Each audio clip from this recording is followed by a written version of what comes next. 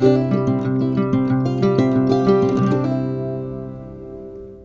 привет! Меня зовут Таня Эр, я художник и преподаватель. Добро пожаловать на мой канал. Сегодня мы рисуем символ года 2025, и это у нас змея.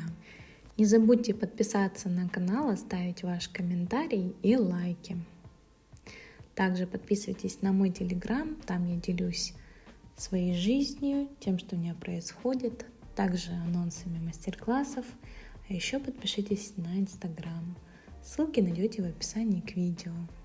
Для наброска я беру карандашик мягкости HB для наброска и легонько намечаю силуэт змеи в формате листа. В виде вот таких дугообразных линий верхнюю часть можно сделать овальной, это у нас будет голова. Затем стираю лишние контуры, я позволяю себе ошибаться в поисках нужной мне линии. И убираю просто лишнее. Главное исправление делать на основе чего-то, что у вас уже нарисовано, а не стирать и начинать все заново. Так вы повторите свои предыдущие ошибки и усложните даже себе задачу. Здесь у нас будет загибаться змейка и далее плавно переходит в область к голове. У нас будет змея делиться на область животика и спинки. Поэтому в развороте она будет открываться к нам разными своими сторонами при повороте своего тела. Вот здесь вот нарисую цветок, аккуратные лепестки, делаю тоже плавных форм и кое-где оставляю между ними расстояние, где-то их друг на друга наслаиваю. Тычинки и пестик пока что не добавляем, это будет уже позже. Продолжим рисунок хвоста. Он у нас будет проходить за цветком, вот здесь, и закручиваться в центр изображения. В целом у меня снизу чуть больше расстояния до краев змейки, чем сверху. По бокам я оставляю примерно одинаковое расстояние, учитывая, что и слева у меня еще будут цветы, и справа. Я вам вначале показывала изображение, которое мы рисуем. Это был, собственно, уже конечный результат данного мастер-класса, поэтому примерно вы понимаете, о чем идет речь. Теперь немножечко дорабатываем форму головы. В области носа ее немного сужаем, а затем вновь расширяем. Получаем такие плавные линии. Мы еще добавляем рот, и снизу будет нижняя челюсть, которая чуть-чуть короче, чем верхняя часть головы. Также мы наметим ноздрю в виде такой точки и округлый глазик с зрачком тонким и вытянутым вертикально. Вот здесь от головы наметим линию нижнюю животика. Ластиком рисунок подчищаем. Нам важно, чтобы не было лишних линий, потому что мы будем работать акварелью. Она любит чистый рисунок, так как является полупрозрачным материалом, через который все будет видно. Делаем фактуру немного на носу, на нижнем подбородке. У нас будут такие ячеечки у змеи, чешуя. Но мы будем не все прорисовывать, а лишь наметим в области носика, чтобы понимать, где у нас будет располагаться ноздря. Все остальное уже сделаем линером черным. Отрисовываем цветок с левой стороны. Теперь он будет крупным. Намечаем сначала общую форму, круглую, а затем делим ее на аккуратные лепестки. Все лепестки выходят из центра. принципе, вы можете взять любые цветы, какие хотите, и немного отклониться от мастер-класса, создать свое уникальное произведение. Это будет очень здорово. Так что можете применить свою фантазию. Добавляем также небольшие бутончики, листочки. Мы их еще в дальнейшем акварелью прямо поверх будем прописывать без наброска карандашного. Еще один цветок будет располагаться справа у головы. Тоже довольно крупный, а вот под ним будет более маленький цветок. Вообще, в принципе, старайтесь так делать, чтобы у вас по размеру цветки получались немного разнообразными. Какие-то больше, какие-то меньше. У меня самый большой цветок будет, который в области хвоста с правой стороны снизу. Другие, хоть и крупные, но скрыты от нас, сверху среднего размера, снизу этого среднего размера располагается малый цветок. Под этим цветком у меня будет еще веточка. И в принципе наш рисунок, набросок уже готов к работе акварелью. Все остальное мелочи сделаем уже кистью. Кисть я использую для акварели мягкую, с острым кончиком специальную, для того, чтобы ей было удобно работать и получались мелкие детали. В принципе, имея такую кисть, можно маленькие кисти и не использовать. Акварельные краски, водичка с тряпочкой нам понадобится и, конечно же, палитра. Палитру я использую из своего набора акварельных красок. У нас будет сдержанная цветовая гамма. Мы будем использовать только красные оттенки. У меня есть и теплые, и холодные. Мы их смешаем для получения третьего красного оттенка, который нам подойдет. И не сильно холодный, и в то же время не сильно теплый. Разбавляем водой, начинаем прописывать цветки в однотон прям. У нас получается такой полупрозрачный розовый оттенок. Старайтесь их прописывать довольно быстро, чтобы они не успели подсохнуть, и мы смогли нанести еще оттенки поверх, которые бы красиво растеклись. Можно также смешать немного темнее, ярче оттенок, добавляя больше пигмента краски и чуть-чуть меньше воды. От этого зависит и насыщенность, и тональность цвета. По правой стороне у нас будет теневая часть, в центре тоже тень.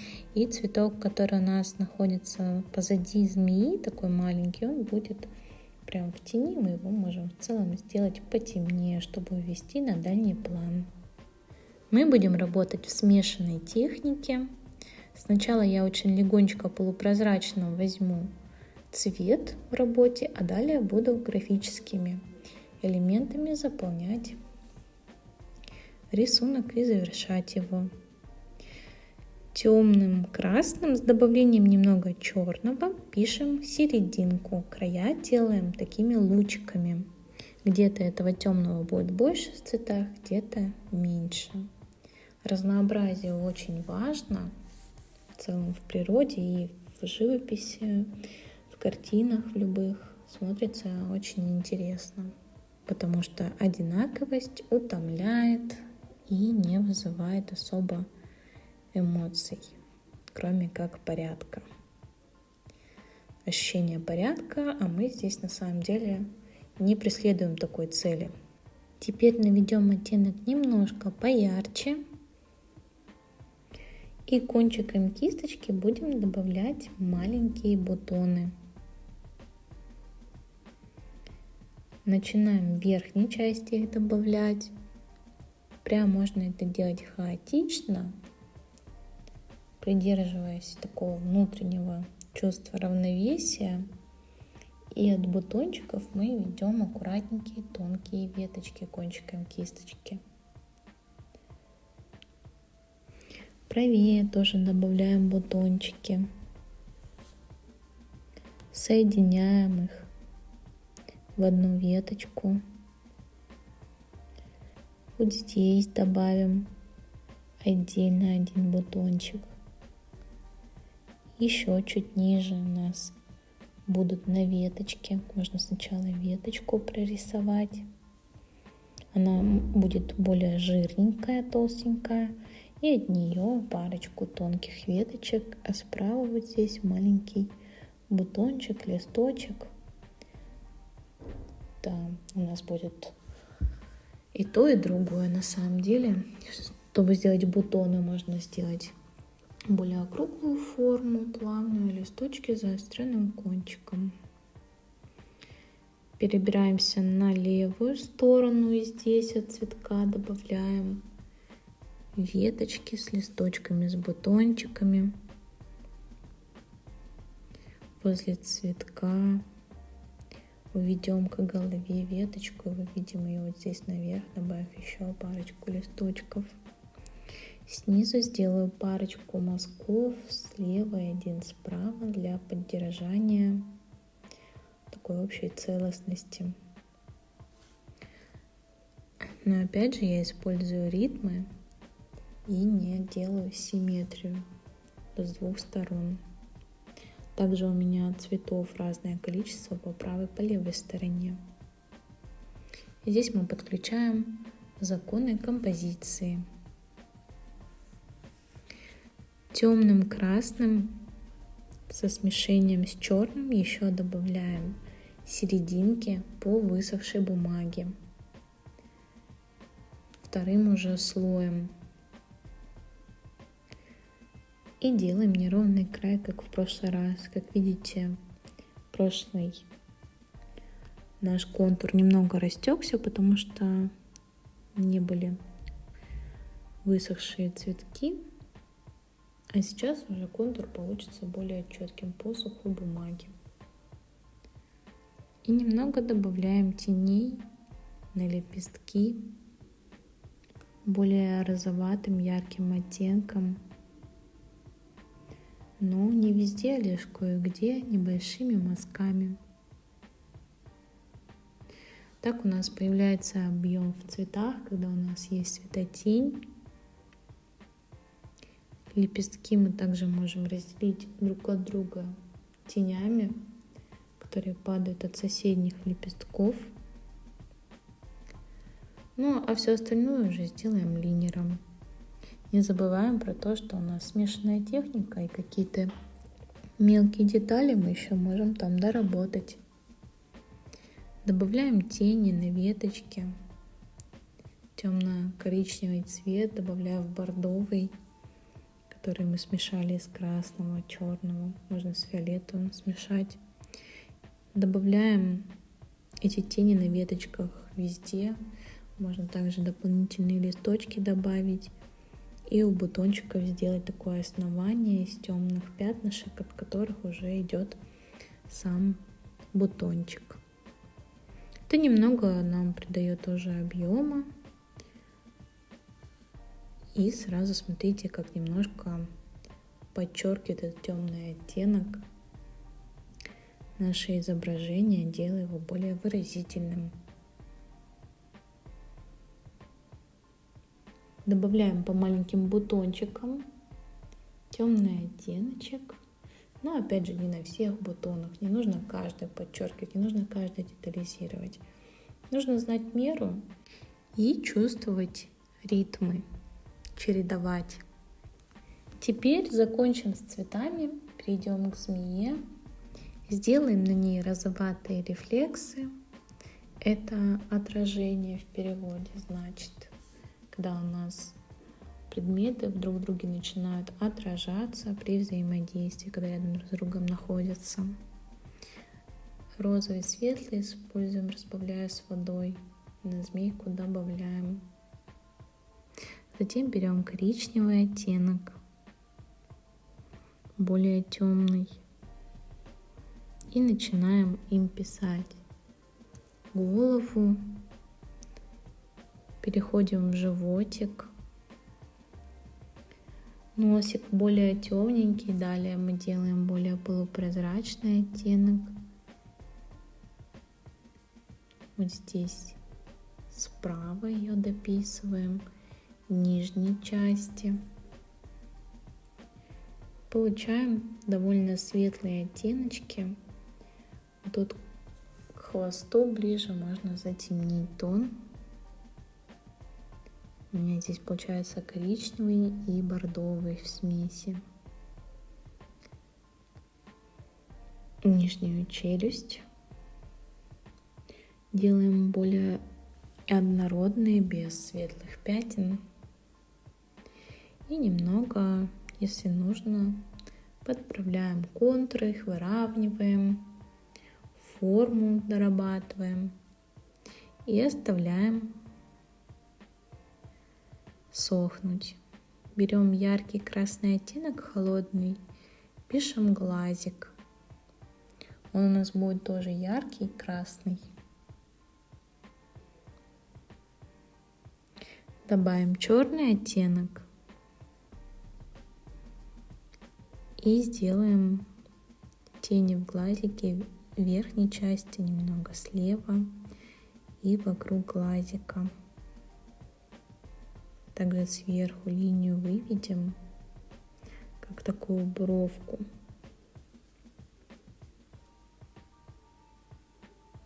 И сделаем тень полупрозрачно возле глазика справа. Мазочком распределим его, размыв края. Это можно сделать кистью чистой.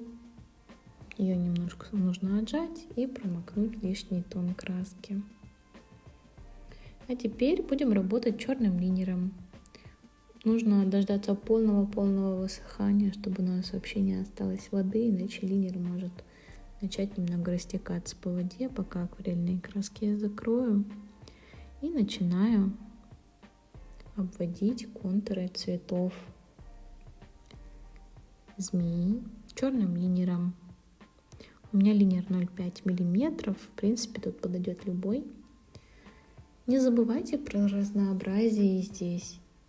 И я здесь говорю о разнообразии линий. Линия где-то у нас более широкая, где-то прервется, где-то очень тоненькая.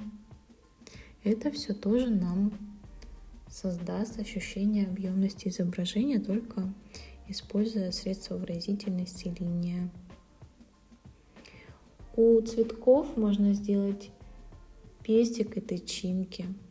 Такие маленькие линии с кругляшком на кончике или с овальчиком, направленные в разные стороны эти тычинки у нас.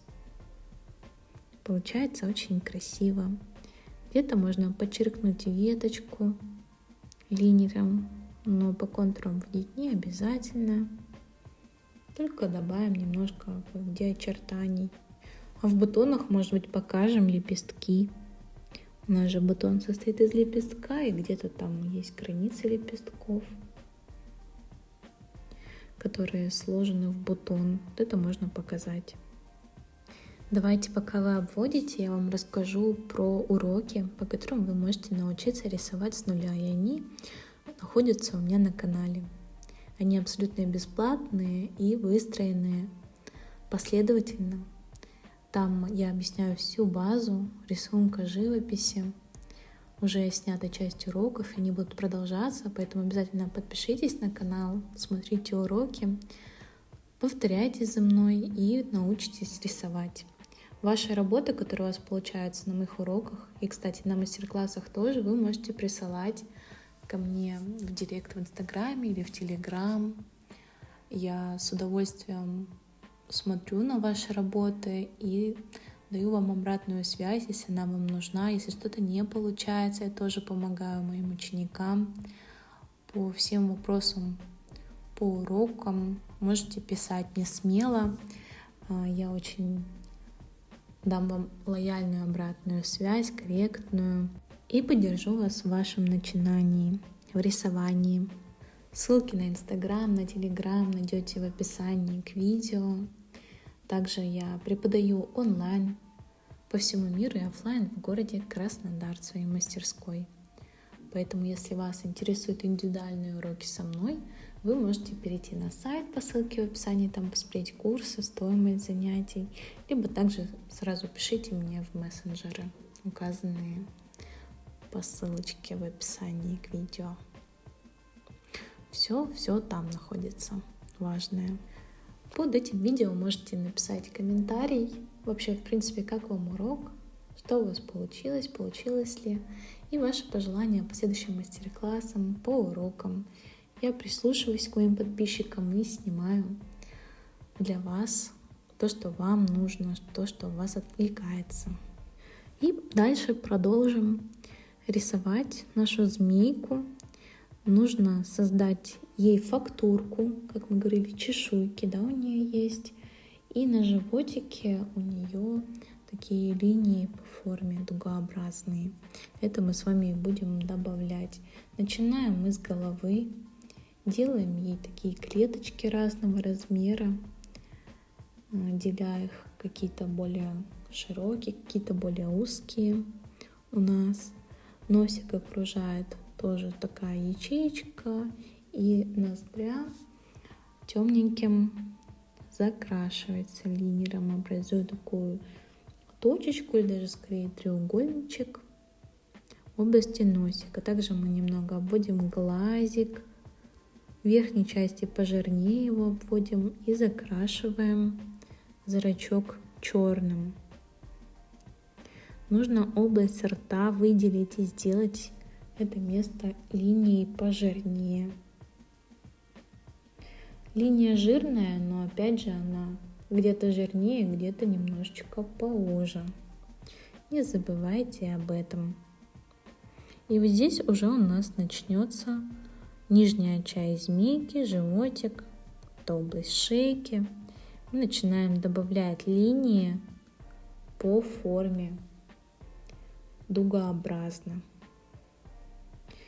Я на линер сильно не надавливаю, беру от него то, что он мне дает. Где-то если он пропускает контуры, то это мне же на руку. Как раз получается более живая линия. Края немного можно закруглить вот таким образом, тоже как я. И где-то подчеркнуть линии. Кое-где их можно сделать пожирнее, прочертить там несколько линий на одном месте, чтобы получить жирную линию. И продолжаем делать верхнюю часть змеи. У нас там будут такие чешуечки по форме, наверное, будут напоминать они листики, которые как раз у нас находятся рядом с цветами. В одном направлении те чешуечки у нас находятся. Я их добавляю сначала так полупрозрачно, легонечко касаясь линером, потом какие-то выделяю. Разворачиваю эти чешуйки по форме изгиба змеи. Кое-где на голове тоже линии делаю чуть разнообразнее, где-то сильнее выделяю. И в принципе дорисовываю эти линии до конца головы. Снизу показываю весь животик, намечаю также линии по форме, делая края округлыми, как и на верхней части нашего рисунка. Продолжаю добавлять чешуйки дальше по спинке змейки. Я не везде прорисовываю четкую форму, как вы видите, такого листочка. Где-то я оставляю просто коротенькие линии, штришочки, где-то штришочек повторяю. Ну и далее, как в целом у нас фактура появилась, уже спинку мы всю сделали такими чешуйками.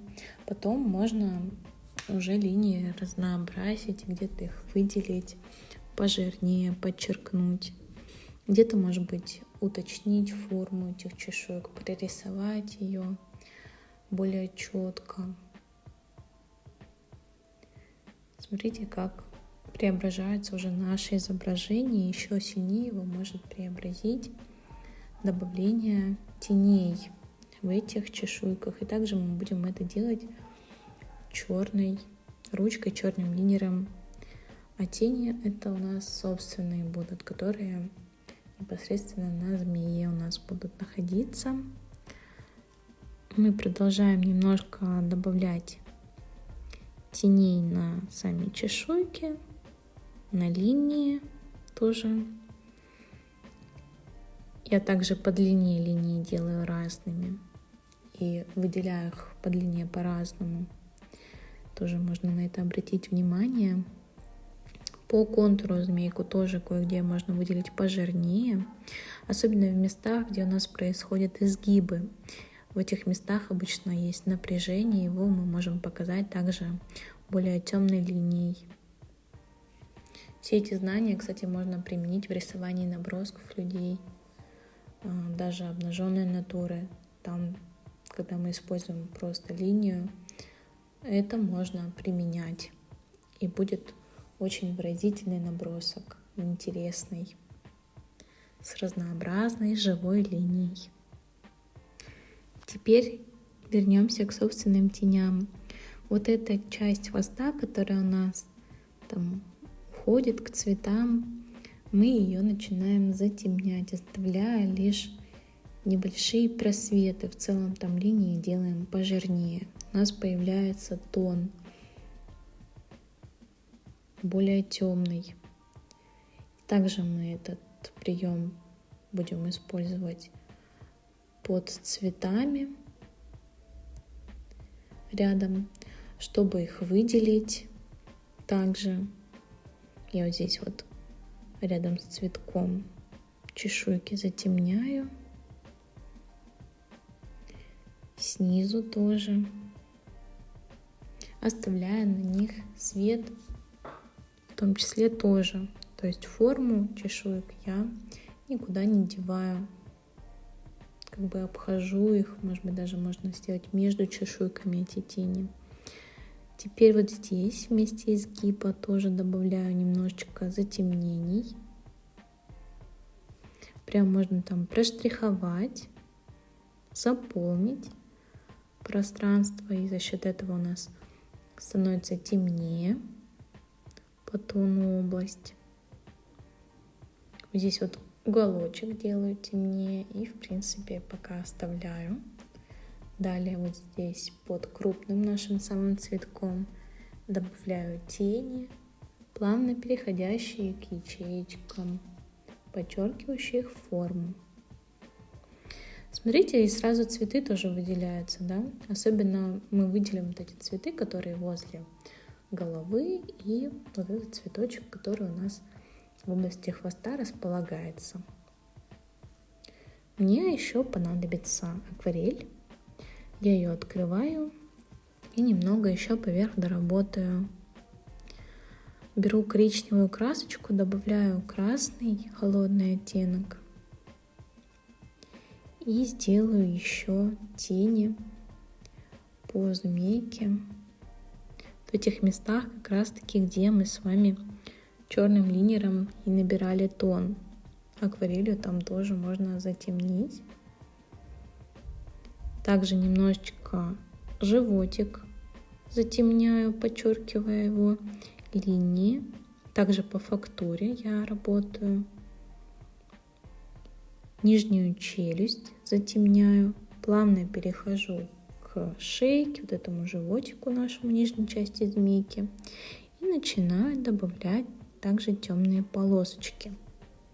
Где-то короткие линии, где-то крупные, где-то вообще делаю большие пропуски. Под цветами добавляю тень сверху и возле глазика, слева-справа. А также вот тут верхняя часть у нас идет, снизу у нее будет собственная тень. Также тень возле глазика и под ним. Все. Посмотрите тоже, как преобразился рисунок, когда мы в него добавляем все больше и больше деталей и работаем над объемом. Белой ручкой я добавляю блик в глазик. Либо можно это сделать белой гуашью, если у вас нет ручки. Белым карандашиком, что найдете. И вот такая красота у нас с вами получилась. Не забудьте мне показать и присылайте в директ Инстаграма или Телеграма. До встречи! Ваша Таня Эра.